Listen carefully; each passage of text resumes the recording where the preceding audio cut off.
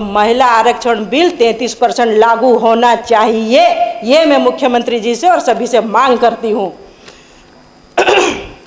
जिस प्रकार से अभी हमारे कार्यपालिका और न्यायपालिका के बीच में जिस प्रकार से जो चल रहा है, पता नहीं सत्ता का घमंड है या पता नहीं क्या अपने आप को समझते, चाहे करेरा हो, चाहे अलीराजपुर हो, चाहे अन्य जिले हो, अधिकारी को किस प्रकार से डराया जाता है, धमकाया जाता है, मारने की बात की, गाड़ने की बात की, दांत तोड़ने तक की बात की जाती है।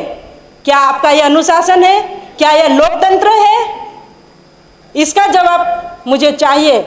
इसी कृत्य से हर भारतीय नारी अपने आप में असहज महसूस करती है, ये मैं आपको बताना चाहती हूँ। शहनाज जी कृपया समाप्त करें। बिल्कुल साहब, बिल्कुल अभी करती हूँ, 5 मिनट और।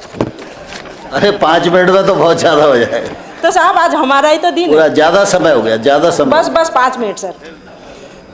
2003 से लेकर 2023 तक इतने लाख माताएं, बेटियां, हमारी बहनें कहाँ गायब हुई है, इसकी जिम्मेदारी कौन ले रहा है? यहाँ पे इसी सदन में हमने प्रश्न लगाया था, उसी सदन में हमें जवाब आया कि इस देश में, हमारे मंत्री जी के माध्यम से जवाब आया कि 2,74,000 बेटियां गायब है। कहाँ गई वो 2,74,000 बेटियां? इसका कौन पता लगाएगा? आप बोल रहे मातृ शक्ति, वंदन शक्ति, अरे जब तक महिलाओं को सम्मान नहीं मिलेगा, महिलाएं लापता होने से बचेगी तो हम मानेंगे कि ये बिल हमारा सही है। इतनी बेटियां हमारी गायब हो रही है। माननीय अध्यक्ष महोदय, आज देश की सेवा करने वाली वो बेटी जिसका अपमान किया गया और मंत्री जी से इस्तीफा भी नहीं लिया गया, सोफिया कुरैशी हो कि और भी ऐसी महिलाएं, चाहे ओलंपिक की हो, चाहे बॉर्डर पे काम करने, हमारी सेवा करने वाली इन बेटियों का अपमान करने वालों का कोई इस्तीफा नहीं लिया गया। माननीय अध्यक्ष महोदय, मैं इतना बोलना चाहूँगी कि हमेशा कांग्रेस को दोष देना बंद कीजिए। कांग्रेस की देन है जो आपके हाथ में मोबाइल चल रहा, कांग्रेस की देन है जो आपको पढ़ाई लिखाई करना सिखाया, कांग्रेस की देन है जो इस देश को बनाया। इसलिए कांग्रेस की इस प्रकार से बुराइयां करना बंद कीजिए। और आप क्या कर रहे हो? आप अपनी बात रखो, देश को आप क्या देना चाह रहे हो? आपको किस नाम से आने वाला जनरेशन याद करेगा, इसके ऊपर चिंतन मनन करो।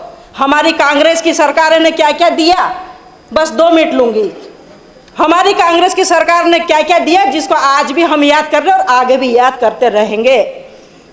जिस देश को बनाया, मनरेगा दिया, आधार दिया, नेशनल फूड दिया, सिक्योरिटी एक्ट दिया, राइट टू एजुकेशन दिया, सूचना का अधिकार दिया, IAS इसरो की स्थापना की, बैंकों की राष्ट्रीयकरण किया, शिक्षा और स्वास्थ्य की स्थापना की, IIT बनाया, IIM बनाया, AIIMs बनाया और अनेकों ऐसे उद्योग लगाए जिसको हम सब और आने वाले जनरेशन याद किया जाएगा। लेकिन आपके भाजपा के राज में ऐसा क्या देश को दिया जो आपको भी याद करेंगे? तो कृपा करके कुछ देश को दो तो आने वाले समय में याद करेंगे।